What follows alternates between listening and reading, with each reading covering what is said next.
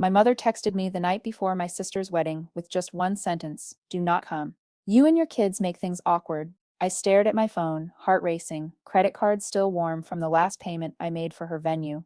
They thought I would stay quiet. They thought I was too desperate to belong. What they forgot is that my name was on the contract. I was sitting in a Walgreens parking lot in Cedar Rapids, Iowa, when 23 years of being the family safety net finally snapped. My 7-year-old daughter, Grace, was asking me why my hands were shaking, and my 5-year-old son, Mason, had fallen asleep, clutching his toy dinosaur. The pharmacy bag with his allergy medicine sat on my lap, $47 I had scraped together for my grocery budget, and there on my phone screen were the words that changed everything. The message came through our family group chat, the one my mother, Cheryl, had named the Morrison Girls plus Thomas, as if my stepfather was an afterthought and I was a permanent fixture. Emily, my younger sister, the bride-to-be, immediately responded with 3 laughing emojis. Then Laura, my other sister, added finally someone said it in all caps. They kept going, message after message, planning tomorrow's timeline while laughing about how much easier everything would be without me there to bring down the mood. I sat in that car for 23 minutes. I know because I watched every single digit change on the dashboard clock, waiting to wake up from what had to be a nightmare. But Grace's small voice asking if we could go home now reminded me this was real. This was my family, and tomorrow they were having a $40,000 wedding that I had paid for at a venue under my name, celebrating how much better life was without me in it. But before I tell you how I destroyed that wedding with 9 typed words, let me explain something about being the oldest daughter in a family that sees you as an ATM with emotions they prefer to ignore. And if you have ever been in a family where your worth was only measured in what you could give, tell me in the comments what city you are watching this from, because I need to know I am not alone in this. My name is Natalie Morrison, and I learned at 13 years old that love in my family was transactional. That was the year my real father died from a heart attack, leaving me, my mother, and my 2 younger sisters with nothing but his life insurance policy, $150,000 that should have secured our future. Instead, it became the beginning of my education in family economics. Cheryl met Thomas 6 months after Dad died. He was nice enough, a long-haul trucker with gentle eyes and a habit of disappearing when conflicts arose. By the time they married a year later, half of Dad's insurance money was gone. New furniture, Cheryl said we needed to start fresh. A pool Emily begged for because all her friends had one. Laura's horse riding lessons that cost $800 a month because she was going through a tough time. Nobody asked what I was going through. I was the responsible one, the mature one, the one who got straight A's and never caused problems. When the money ran out my sophomore year, I got my first job at a grocery store bakery, decorating cakes at 5 in the morning before school. Cheryl said it would teach me character. What it taught me was that in our house, my value was measured in direct deposits. The pattern established itself slowly, like gaining weight or losing confidence. So gradual you do not notice until the damage is done. Emily needed $300 for prom because everyone else's parents were paying. I handed it over. Laura wrecked her car at 19, and somehow I was co-signing for her new one while still taking the bus to community college. When I questioned it, Cheryl's favorite phrase emerged: family helps family, Natalie. Do not be selfish. Selfish. That word followed me everywhere. Selfish when I wanted to keep my tax refund. Selfish when I could not cover Emily's sorority dues. Selfish when I suggested they could work part-time jobs like I had been doing since I was 16. My success became their expectation. My bachelor's degree in accounting, earned through night classes while working full-time, became Natalie's good with numbers as they handed me their bills to figure out. By 25, I was married to Jake, had Grace, and thought maybe having my own family would create boundaries. Instead, it just gave them more to take. When Jake and I divorced 3 years later, after I caught him with his coworker, Cheryl's response was not comfort or support. It was to remind me that now, as a single mother, I really could not afford to be selfish anymore. The irony was lost on her completely. The financial bleeding accelerated after my divorce. Every crisis somehow became my responsibility. Laura's second DUI meant lawyer fees that only I could cover because she might lose her job without a license. Emily's failed boutique venture needed a bailout because she had already told everyone she was an entrepreneur. Thomas threw out his back and needed surgery, and somehow their mortgage became my problem for 8 months straight. I kept every receipt, every bank transfer, every declined credit card notification. $47,000 over 11 years. That is what I calculated one night when Grace asked why we never went on vacations like her friends. $47,000 that could have been her college fund, could have been a house down payment, could have been anything other than financing my family's refusal to grow up, but nothing compared to Emily's wedding. She got engaged to Derek last Christmas, flashing a ring that looked expensive but was actually moissanite, which she made me promise never to tell anyone. Derek worked in pharmaceutical sales, which meant he wore nice suits and talked about big deals that never seemed to materialize. Emily saw marriage as her graduation from struggle, her entrance into the life she thought she deserved. Natalie, you will help with the wedding, right? Cheryl had called me in January, not really asking. You are so good at organizing, and Emily needs this to be perfect. Help meant pay for. Organize meant plan everything while they took credit. Perfect meant expensive. I knew all of this, and yet I said yes, because 23 years of conditioning is hard to break. The venue Emily wanted was Riverside Manor, a sprawling estate 40 minutes outside Cedar Rapids with immaculate gardens, a ballroom with crystal chandeliers, and a view of the Mississippi River that looked like a painting. The tour alone cost $200, which Emily forgot to bring, so naturally, I covered it. This is it, Emily had squealed, spinning in the empty ballroom like a child. This is my dream, Natalie. You understand dreams, right? I understood that the venue wanted $15,000 just to reserve it. I understood that my checking account would be emptied and my credit cards maxed out. I understood that understanding dreams is a luxury reserved for people who do not have to pay for them. But I signed the contract anyway. Primary account holder, Natalie Morrison. Full financial responsibility. The event coordinator Barbara had even asked me twice if I was sure I wanted everything in my name. Just easier this way, I had said, not realizing I was signing my own liberation papers. The next 6 months were a masterclass in exploitation. Every vendor meeting fell during my work hours, but somehow I was the only one who could go. Every payment was needed immediately, always catching me at the grocery store or gas station, forcing me to transfer from savings. Every decision Emily made upgraded something, from the flowers to the menu to the photographer who charged $6,000 for documentary-style coverage. I miss Grace's spring recital because Emily had a meltdown about napkin colors. I miss Mason's kindergarten graduation because the caterer could only meet during that exact time. I spent my 36th birthday alone because it conflicted with Emily's bachelorette party, which I paid for but was not invited to because, as Laura explained, it would be weird with you there. The breaking point started 3 weeks before the wedding. I was in my cubicle at work, spreadsheets blurring together, when Cheryl called about the rehearsal dinner. We need to talk about the children's situation, she said, her tone already indicating what she considered my children to be. A situation? What about them? I asked, already knowing. Emily thinks, and I agree, that having them at all the events might be distracting. You know how kids can be? Maybe it would be better if they did not come to the rehearsal dinner or the reception. The ceremony is fine, I suppose, but only if they sit in the back. I felt something crack inside my chest, sharp and final. Yes, well, this is about Emily's vision for her day. You understand. I hung up without saying goodbye.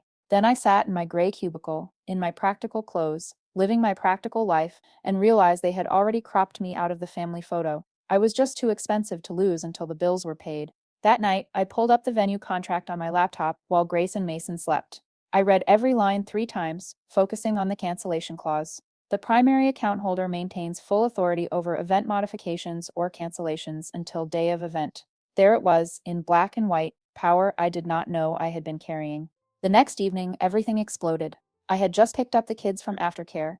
Mason's allergies were acting up again, and we had stopped at Walgreens for his prescription. He was exhausted, falling asleep against his dinosaur in the back seat, and Grace was practicing her spelling words out loud when my phone buzzed.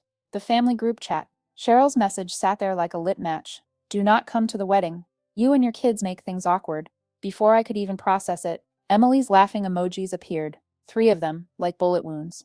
Then Laura. Finally someone said it. Then Emily again. We can actually enjoy ourselves now. Laura. She can still pay though, right? More laughing emojis.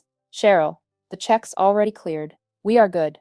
They kept going, planning the schedule, discussing photos, delegating my responsibilities to cousins who would actually appreciate being included. 23 messages in 4 minutes, each one another nail in a coffin. I did not realize I had been building. Grace looked up from her spelling list. Mommy, why are you crying? I had not realized I was. I wiped my face, turned to look at my beautiful daughter, her father's eyes, and my stubborn chin, and said, sometimes we cry when we finally understand something important. What do you understand? That we are enough. Just the 3 of us. We have always been enough. I turned back to my phone, where they were still laughing, still planning, still completely unaware that their ATM was about to close permanently. My fingers moved across the screen, typing 9 words that would change everything. Then you will not need my card for the venue. The typing bubbles appeared immediately. Emily, what is that supposed to mean? I did not answer. Instead, I pulled up Barbara's contact at Riverside Manor, my hands perfectly steady now. She answered on the second ring, her voice warm with recognition. Natalie, I was just finalizing the arrangements for tomorrow. The flowers arrived, and they are stunning. Barbara, I said, my voice sounding strange even to me, like it belonged to someone who had finally figured out their worth. I need to cancel the Morrison-Coleman wedding. Silence. Then carefully, I see. May I ask why? The primary account holder is no longer participating in the event. You understand the deposit is non-refundable? And at this late notice, there are no recoverable costs. I understand perfectly. I will need this in writing, emailed to our events address. You will have it in 5 minutes. I hung up and typed the email from the Walgreens parking lot while my kids waited patiently, Grace practicing her words and Mason snoring softly. Subject line: immediate cancellation, Morrison's-Coleman event. Body: please cancel all arrangements for the Morrison-Coleman wedding scheduled for tomorrow, April 15th. As the primary account holder, I take full responsibility for this decision. Signed, Natalie Morrison. Send. The confirmation came 3 minutes later, copying all parties on the original contract. Event canceled. No refunds available. Venue will be secured, and no parties admitted. Have a pleasant evening. My phone exploded like a bomb had gone off. 47 missed calls in the first 10 minutes. Text messages in all caps. Voicemails I would never listen to. I turned off my phone, drove home with my children, and made them mac and cheese with cut-up hot dogs, their favorite meal that Cheryl always said I fed them too often. Can we watch a movie? Grace asked. We can watch whatever you want, baby. We curled up on our old couch, the one Cheryl said I should replace if I wanted to ever seem successful, and watched Frozen for the 100th time. Mason sang along to every song, Grace quoted every line, and I held them close, breathing in their strawberry shampoo, and understanding for the first time that this was wealth. If this story feels uncomfortably familiar, give it a thumbs up so it reaches someone else who might be trying to hold a whole family together by themselves.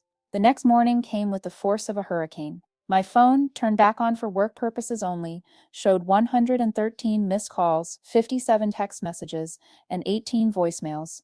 I deleted them all unheard, but Thomas called my office line, knowing I would answer for him. Natalie. His voice was quiet, strained. I am at the venue with them. She is on the ground in her wedding dress, crying in the parking lot. Your mother is screaming at the staff, threatening to sue. Laura is trying to call a lawyer. The guests are starting to arrive. That sounds difficult, I said, my tone professionally neutral. Difficult? He laughed, but it sounded like breaking. Natalie, there are 200 people showing up to a locked venue. The caterers are here with food they cannot serve. The photographer is taking pictures of Emily crying. Derek's mother just asked me what kind of family raises a daughter to do this. The kind that never saw her as a daughter at all. Silence. Then, you know what? You are right. 20 years I have watched them drain you dry while calling you selfish. I told Cheryl last night she deserved this. She said I was taking your side. I said someone had to. Are you going to stay with her? I packed my truck this morning. I was going to wait until after the wedding. But now seems like the perfect time to leave. Thomas, you do not have to. Yes, I do. You showed me that. Sometimes staying is the cruelest thing you can do to yourself. That afternoon, while 200 guests were turned away from Riverside Manor, while Emily sobbed in her $6,000 dress in a parking lot, while Cheryl screamed about lawsuits and family betrayal, I took my children to the zoo. We looked at elephants and ate overpriced snow cones, and nobody told us we were too loud or too much or not enough. Laura posted on Facebook that night, a long rambling post about toxic family members and karma and how some people never learn forgiveness. 143 people liked it. 37 commented with hearts and support. None of them knew the whole story. None of them knew about the $47,000 or the missing recitals or the 23 years of being told that love meant letting yourself be emptied. Sunday arrived with Cheryl on my doorstep at 7 in the morning. I watched through the peephole as she pounded on the door, her face twisted with rage, mascara from yesterday still streaked down her cheeks. Open this door, Natalie. You ruined everything. Your sister's life is destroyed. You are a selfish, horrible daughter. I wish you had never been born. Grace came out of her room, rubbing her eyes. Is that Grandma? No, baby. Grandma loves us. That is just someone who looks like her. Cheryl stayed for an hour, alternating between pounding and crying and threatening. Eventually, someone must have called the police because she left when they arrived. She slipped a note under my door before going, but I threw it away without reading it. Some words do not deserve witness. Monday morning, my coworker Beth found me in the break room. I saw the Facebook posts, she said gently.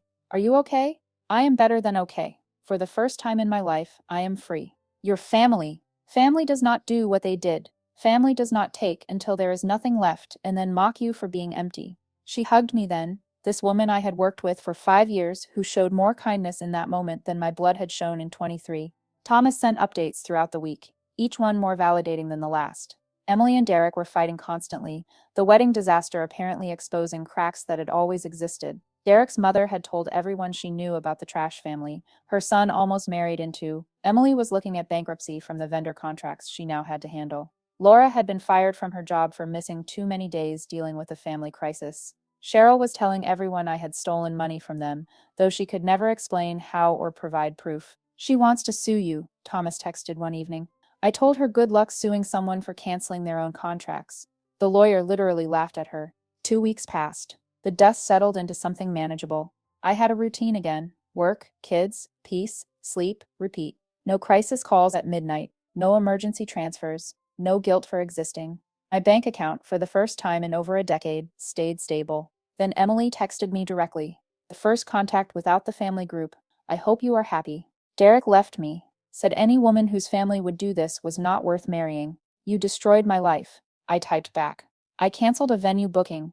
You destroyed your own relationships by treating people like credit cards with pulses. She responded with a paragraph of rage that I deleted without reading past the first line. A month later, Thomas met me for coffee downtown. He looked 10 years younger, wearing clothes that fit him properly, smiling in a way I had never seen. I am staying with my brother in Des Moines, he said. Got a job with a local trucking company. Better hours, better pay. I am glad you got out. You showed me it was possible. For 20 years, I watched them break you down payment by payment. I should have said something sooner. You are saying it now. That matters. He slid an envelope across the table. Your mother does not know about this account. I saved it over the years, planning to leave eventually. It is not much, but your kids should have it. Inside was a check for $5,000. I pushed it back. Thomas, I cannot. Yes, you can. It is not charity. It is justice. Take it. I did, but only after making him promise to visit us, to be the grandfather my kids deserved even if he was not blood. 3 months after the wedding that never was, I ran into Barbara from Riverside Manor at a grocery store. She smiled warmly, no judgment in her eyes. Natalie, how are you? I am wonderful. How is business? Excellent. Actually, that date you canceled? We ended up booking it for another couple last minute. They had been waiting for a cancellation for months. It was their dream venue, but they could never afford the premium dates. You inadvertently gave them their perfect wedding. I laughed, really laughed, for the first time in months. Good. Someone should have had a perfect day. You know, she said carefully, I have been doing this for 15 years. I have never seen someone pay for an entire wedding where they were not even welcome. That takes a special kind of cruelty from a family. It takes a special kind of stupidity to think someone would keep paying after that. She smiled. Would you like to know something? Your sister came by the week after, demanding we honor the contract since she was the bride. When we explained only you had that authority, she actually said, but she is nobody. She is just the one who pays. I think that told me everything I needed to know. Nobody, just the one who pays.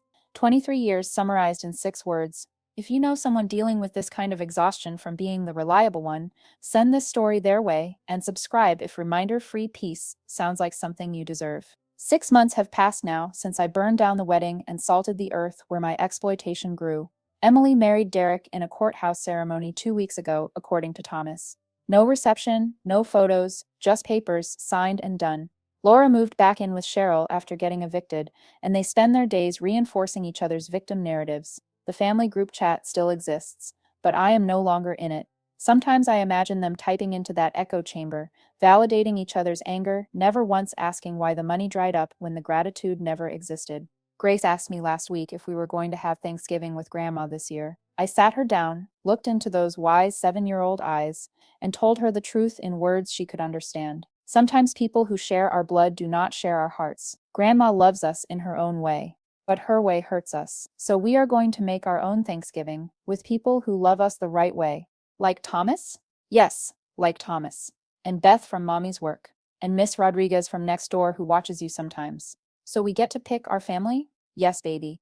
We get to pick the people who deserve us. She thought about this, then nodded with the certainty only children and survivors possess. I pick people who say please and thank you, and do not make you cry. From the mouths of babes comes all the wisdom we need. Thomas did come for Thanksgiving. So did Beth and her husband. Miss Rodriguez brought her famous enchiladas. We crowded around my small table, the one Cheryl always said was embarrassing, and gave thanks for freedom, for chosen family, for the beautiful liberation of enough. Nobody asked me for money. Nobody suggested I was selfish. Nobody laughed at my expense.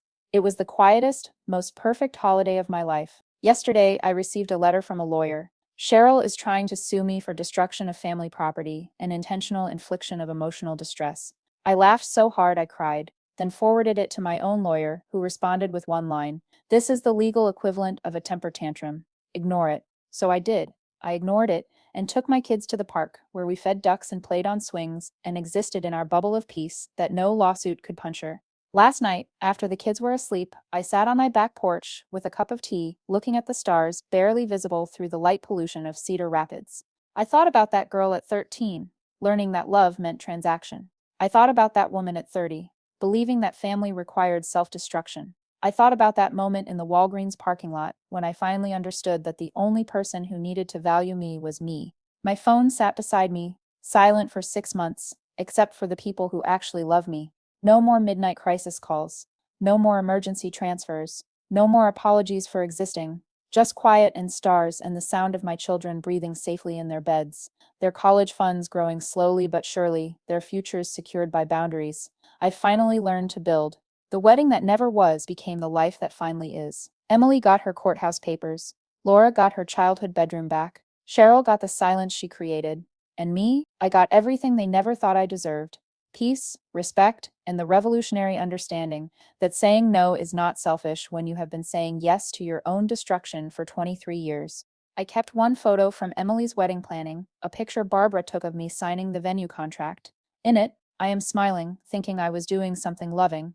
Now I look at it and see a woman signing her own emancipation papers without knowing it. That signature that made me responsible for everything became the signature that set me free from it all. Tomorrow, Grace has a recital I will not miss. Mason has a soccer game I will attend. Thomas is coming for dinner on Sunday. Beth and I are planning a girls' night next weekend. These are small things, normal things, the things that build a life worth living.